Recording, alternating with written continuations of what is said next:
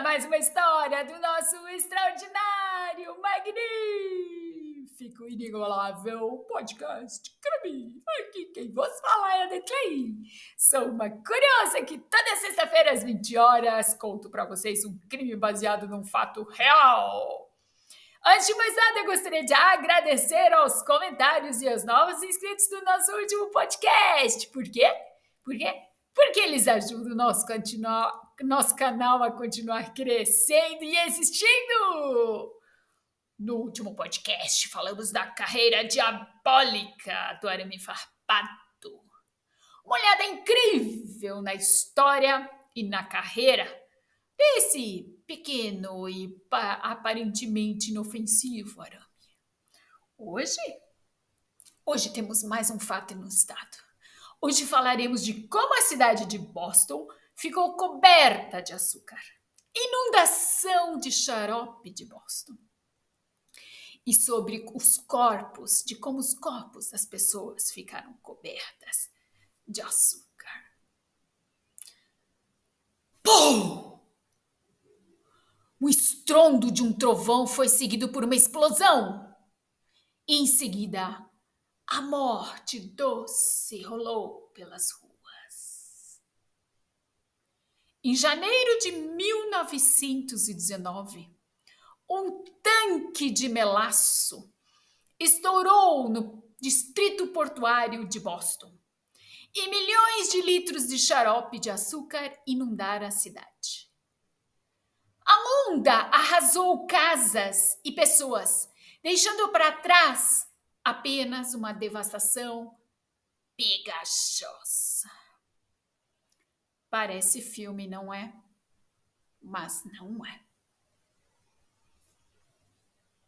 Os socorristas que correram para o campo de batalha em 15 de janeiro de 1919 não tiveram chance.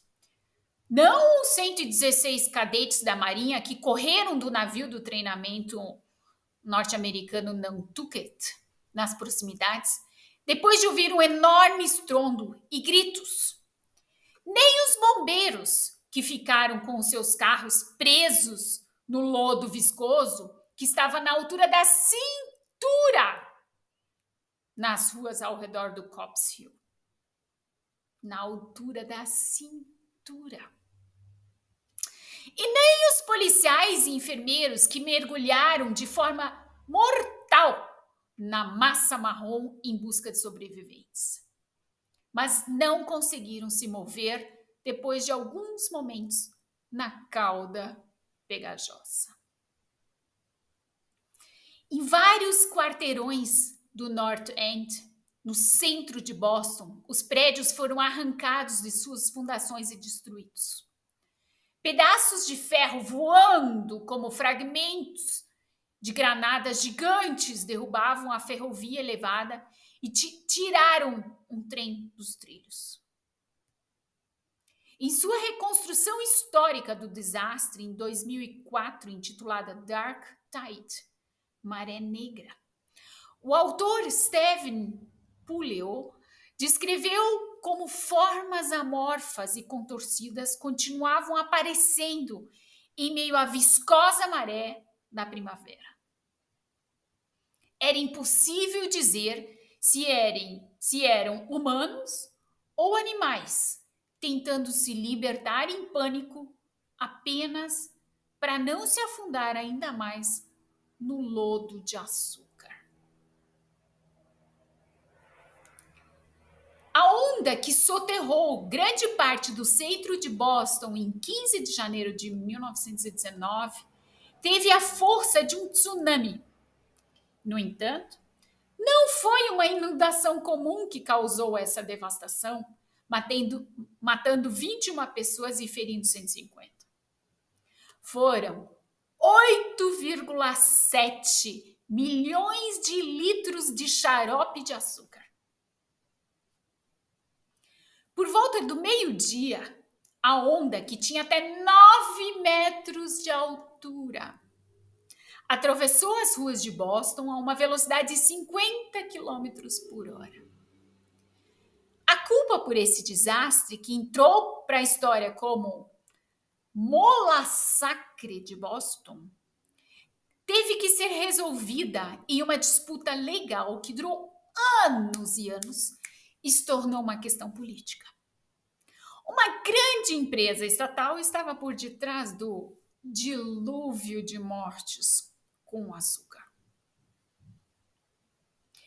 Por volta de 1919, o melaço era uma matéria-prima procurada nos Estados Unidos.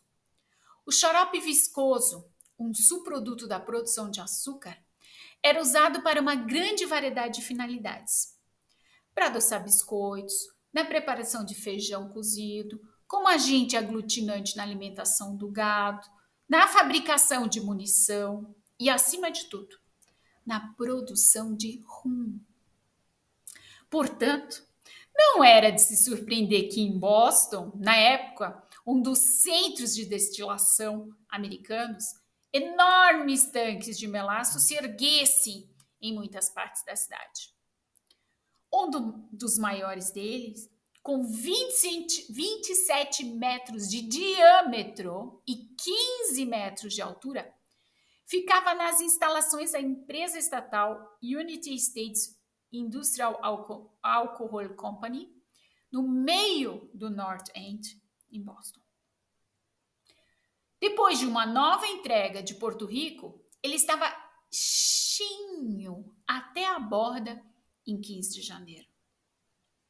Arthur Gell, o funcionário da empresa responsável pelo monitoramento da fábrica, não era particularmente rigoroso quando se tratava de manutenção. Ele se absteve de realizar testes de segurança que teriam revelado vazamentos na enorme estrutura de ferro. Talvez porque esses vazamentos não pudessem ser ignorados de maneira qualquer. A quantidade líquida do líquido marrom e pegajoso que escorria pelas paredes de ferro era tão grande que os moradores locais já estavam se servindo do reservatório de melaço. Gil reagiu simplesmente pintando o tanque de marrom, resolvido o assunto. Isso tornou as rachaduras e os buracos menos perceptíveis. Para piorar a situação, a temperatura havia subido repentinamente de 14 graus negativos a 5 graus positivos entre 14 de janeiro e o dia seguinte, aumentando a pressão no tanque, que já estava em ruínas. Por volta do 12h30, testemunhas próximas ao tanque ouviram um som de tiros de metralhadora. Eram os repites saindo dos seus buracos. Em seguida, ouviu-se um tremendo rugido. O chão das ruas tremeu. O tanque explodiu e a onda de cauda rolou sobre a North End como uma escavadeira. No entanto, conforme relatou o jornalista Edward Spark, em sua reconstrução de eventos em 1983 para a Smithsonian Magazine, a polícia ficou imediatamente ciente do que havia acontecido.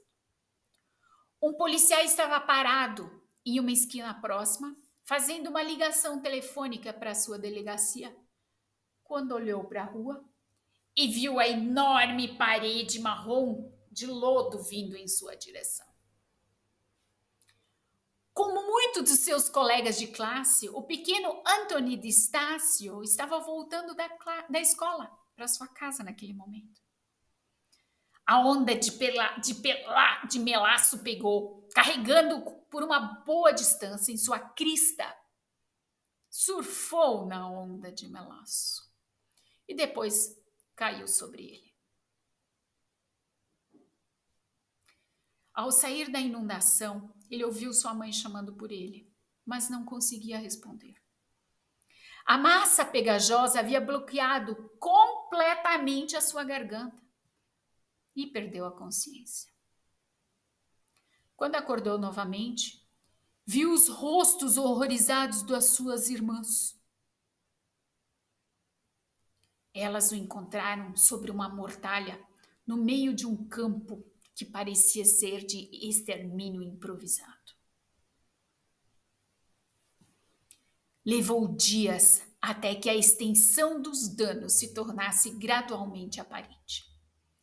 A destruição das casas, dos carros e da linha de trem elevada não foi, de forma alguma, tudo.